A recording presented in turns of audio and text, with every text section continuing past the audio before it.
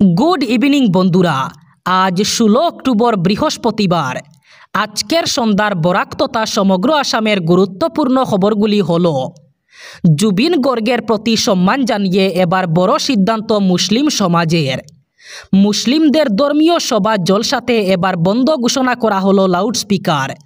বন্ধ করা হলো বহিরাষ্ট্রের ইসলামী বক্তাদের। ধর্মীয় ইসলামী সভাতে নিষিদ্ধ করা হলো বহিরাষ্ট্রের বক্তাদের। সেই সাথে মাইক নিয়ে ধর্মীয় সভার প্রচার করা হলো নিষিদ্ধ। মাদ্রাসার ছাত্রদের দিয়ে চাঁদা তোলা যাবে না। জুবিন গর্গের উচিত ন্যায় দাবি করে এই সিদ্ধান্ত নিয়েছে মুসলমান সমাজ। উলেমা ঐক্যমঞ্চ অসম শিল্পীকে শ্রদ্ধা জানিয়ে এই সিদ্ধান্ত নিয়েছে। এবার থেকে প্রতিটি মহল্লা অথবা মসজিদে করা যাবে না কোনো ধর্মীয় জলসা অথবা সভা। ধর্মীয় সভা অথবা জলসা পরিণত হয়েছে ব্যবসায়। মাদ্রাসার ছাত্র সকলদের দিয়ে করা যাবে না কোনো ধরনের চাঁদা কালেকশন। মুসলিম সভাতে ব্যবহার করা যাবে না লাউডস্পিকার। ধর্মীয় সভায় লাউডস্পিকার ব্যবহার সম্পূর্ণরূপে বন্ধ ঘোষণা করা হয়েছে। জুবিন গর্গকে শ্রদ্ধাঞ্জলি জানিয়ে এই সিদ্ধান্ত নিয়েছে উলেমা ঐক্যমঞ্চ অসম। জুবিন গর্গের ন্যায়ের দাবিতে গোটা অসম যখন উত্তাল, আবেগতাড়িত অসমবাসী শুধু ন্যায় চাইছেন। এই সময়ে মুখ্যমন্ত্রীর দাবি, 26-এর বিধানসভা ভোটের আগে রাজনৈতিক অভিসন্ধি পূরণের লক্ষ্যে এই পরিবেশ সৃষ্টি করা হচ্ছে। তিনি বলেন, ভোটের আগে অসমকে অশান্ত করার চেষ্টা চলছে অহরহ। সামাজিক মাধ্যমে প্ররোচনা দেওয়া হচ্ছে ক্রমাগত। জুবিনের নাম নিয়ে 26-এর ভোটে জয়ী হওয়ার চেষ্টা শুরু হয়েছে। গুলি চালনা নেপালের মতো পরিস্থিতি না হলে ঠান্ডা হতে দিতে চান না। জুবিনের মৃত্যুকে আশীর্বাদ হিসাবে নেওয়ার এই অভিসন্ধির কড়া নিন্দা করেছেন মুখ্যমন্ত্রী। কংগ্রেস অখিল গগৈ সহ বিরোধী রাজনৈতিক নেতাদেরও দায়ী করেছেন মুখ্যমন্ত্রী।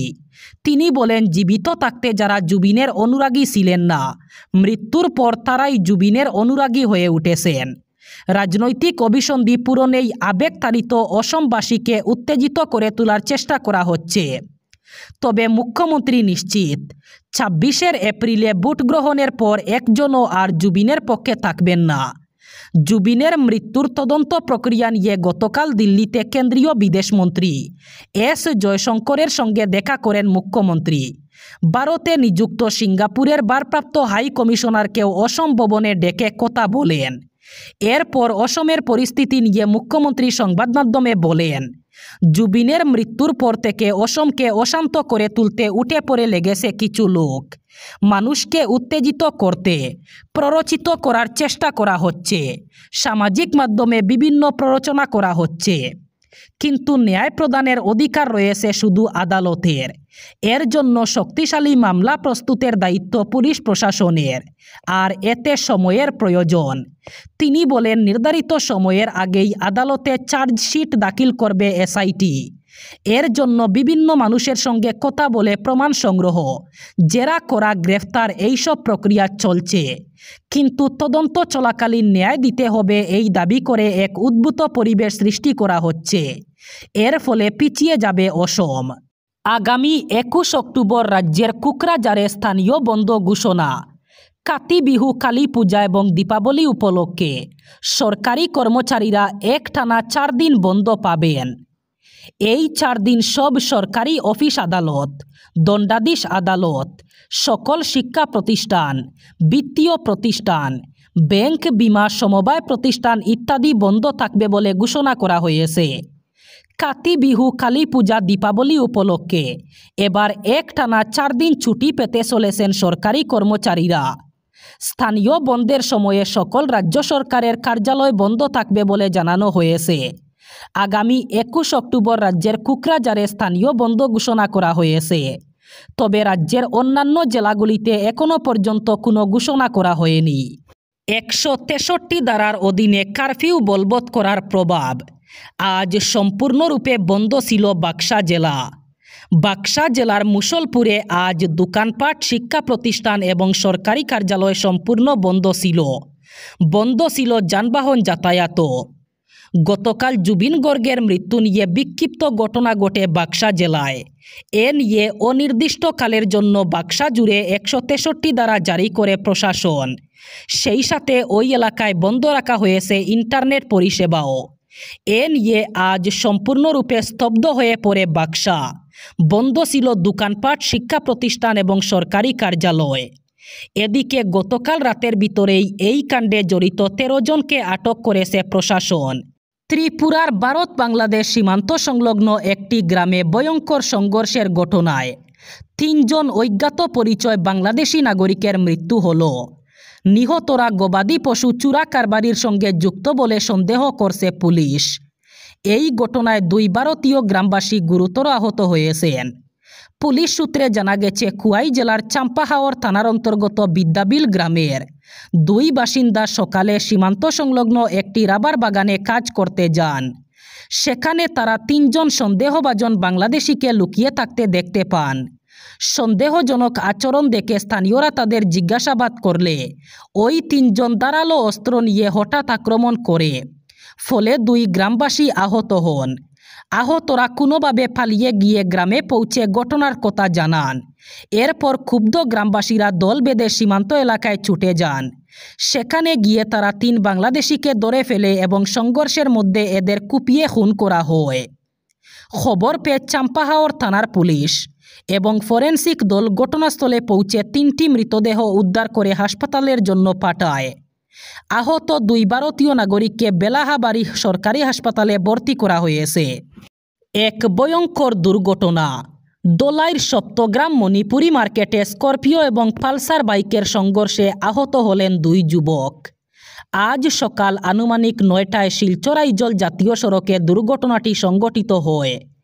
আহতরা হলেন বছর 24-এর ফুলবার হোসেন এবং 19 বছরের সাকিব হোসেন। দুর্ঘটনার সঙ্গে সঙ্গে স্থানীয়রা 108 অ্যাম্বুলেন্সকে কল করলেও দুপুর 12টা পর্যন্ত টিকির নাগাল পাওয়া যায়নি। এতে স্থানীয়দের মধ্যে ক্ষোভ পরিলক্ষিত হয়। অবশেষে স্থানীয়রা নিরুপায় হয়ে অন্য গাড়ি করে আহতদের দোলাই খণ্ড প্রাথমিক স্বাস্থ্য কেন্দ্রে নিয়ে যান। চিকিৎসকরা ফুলবারের অবস্থা বেগতিক দেখে শিলচর মেডিকেল কলেজ হাসপাতালে স্থানান্তর করেন। নতুন ইপিএফও নিয়ম ঘিরে দেশ জুড়ে কর্মচারীদের মধ্যে সৃষ্টি হয়েছে এক অশান্তি। মাঝপথে প্রবল সমালোচনার মুখে এবার মুখ খুলেছে সরকারের তরফেও প্রেস ইনফরমেশন ব্যুরো দাবি করেছে ইপিএফওর নতুন নিয়ম নিয়ে অনলাইনে তথ্য ভুয়ো ছড়ানো হচ্ছে। তবে সরকারের ব্যাখ্যা অনেকের সন্দেহ আরও বাড়িয়েছে। ভারতের মধ্যবিত্ত কর্মজীবী মানুষের সঙ্গে সরাসরি যুক্ত ইপিএফ অথবা ভবিষ্যনিধি, এই শ্রেণীর মানুষ রাজনৈতিকভাবেও সচেতন এবং সোশ্যাল মিডিয়ায় সক্রিয়, তাই তাদের খুব সরকারের কাছে সংবেদনশীল বিষয়। গত কয়েক বছরে মূল্যবৃদ্ধি এবং বেকারত্বের চাপে সঞ্চয় কমেছে, ফলে পেনশন অথবা ভবিষ্যনিধি সংক্রান্ত যে কোনো পরিবর্তনই এখন স্পর্শকাতর হয়ে উঠেছে, বিশেষ করে বিহার ভোটের আগে। গত 13 অক্টোবর শ্রম ও কর্মসংস্থান মন্ত্রী মনসুখ মান্ডভিয়ার সভাপতিত্বে ইপিএফওর সেন্ট্রাল বোর্ড অফ স্ট্র্যাটেজিস ঘোষণা করেছে যে ভবিষ্যনিধি স্কিমে আংশিক টাকা তোলার নিয়ম সহজ করা হচ্ছে। আগে 13টি আলাদা শর্ত ছিল, এখন তা একত্র করে 3টি শ্রেণীতে ভাগ করা হয়েছে, যা হলো জরুরি প্রয়োজন, গৃহ নির্মাণ সংক্রান্ত প্রয়োজন এবং বিশেষ পরিস্থিতি। এছাড়া আংশিক টাকা তোলার সংখ্যা এবং পরিমাণ বাড়ানো হয়েছে। শিক্ষার জন্য এখন সর্বোচ্চ 10 বার এবং বিবাহের জন্য 5 বার পর্যন্ত টাকা তোলা যাবে, যা আগে মোট 3 বার ছিল। সবচেয়ে বড় পরিবর্তন এসেছে টাকা তোলার সময়সীমায়। আগে অবসর অথবা চাকরি ছাড়ার 2 মাস পর সম্পূর্ণ টাকা তোলা যেত, এখন সেই সময়সীমা বেড়ে 12 মাস করা হয়েছে। আর পেনশন তোলার সময়সীমা বেড়ে দাঁড়িয়েছে 36 মাসে।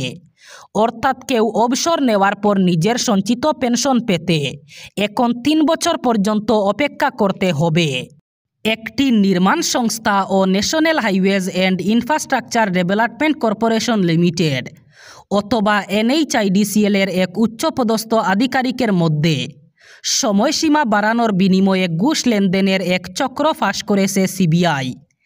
আজ বৃহস্পতিবার সকালে গৌহাটি NHIDCL আঞ্চলিক অফিসের এক্সিকিউটিভ ডিরেক্টর একটি নির্মাণ সংস্থার কাছ থেকে 10 লক্ষ টাকা ঘুষ নেওয়ার সময় হাতে নাতে গ্রেফতার করেছে সিবিআই।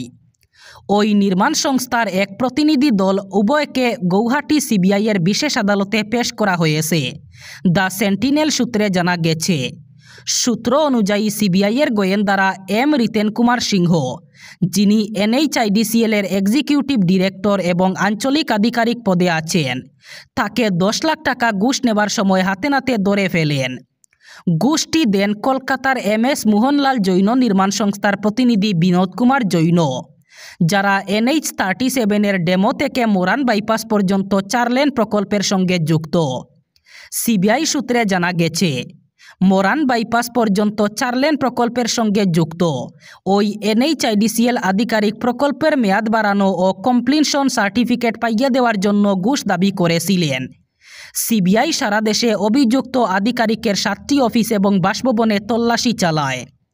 তল্লাশির সময় ওই এক্সিকিউটিভ ডিরেক্টরের কাছ থেকে 2,62,00,000 টাকা নগদ উদ্ধার করা হয়েছে। বিহার নির্বাচনের নির্ধারিত আসনের প্রতিটিতে প্রার্থী ঘোষণা করে দিল বিজেপি। গতকাল মধ্যরাতে তৃতীয় তালিকা প্রকাশ করেন বিজেপি নেতৃত্ব। ওই তালিকায় 18 জনের নাম ঘোষণা করেন তারা। 3টি তালিকা মিলিয়ে 101টি আসনে প্রার্থী ঘোষণা করল বিজেপি। 101 জন প্রার্থীর তালিকায় 16 জন বর্তমান বিধায়কের নাম বাদ পড়েছে। বিজেপির প্রকাশিত তালিকা অনুযায়ী বিহারের দারবাঙ্গা জেলার আলিগড় থেকে বুটে দাঁড়াবেন লোকসঙ্গীত শিল্পী মৈথিলী ঠাকুর। তারাপুর আর লক্ষ্মীসরাই এলাকা থেকে যথাক্রমে বিজেপির প্রার্থী সে রাজ্যের উপমুখ্যমন্ত্রী সম্রাট চৌধুরী এবং বিজয় কুমার সিং।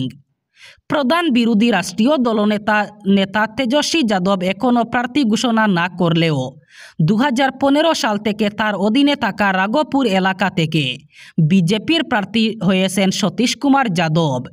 বুটের ময়দানে নতুন দল জনসুরজ পার্টি 243টি আসনেই লড়বে বলে জানিয়েছিলেন দলের প্রতিষ্ঠাতা প্রশান্ত কিশোর। সেই মতো চঞ্চল সিংহকে রাঘবপুর এলাকা থেকে প্রার্থী হিসাবে বেছে নিয়েছে তারা।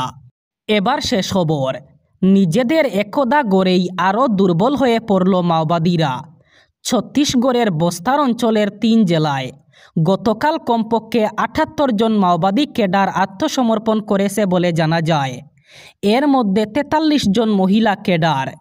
মঙ্গলবার মহারাষ্ট্রের গড়চিরৌলি জেলায় সিনিয়র মাওবাদী নেতা মুজ্জুজুলার বেণুগোপাল রাও ওরফে ভূপতি এবং আরও 60 জন ক্যাডারের গণ আত্মসমর্পণের পর এই আত্মসমর্পণের ঘটনাটি ঘটেছে।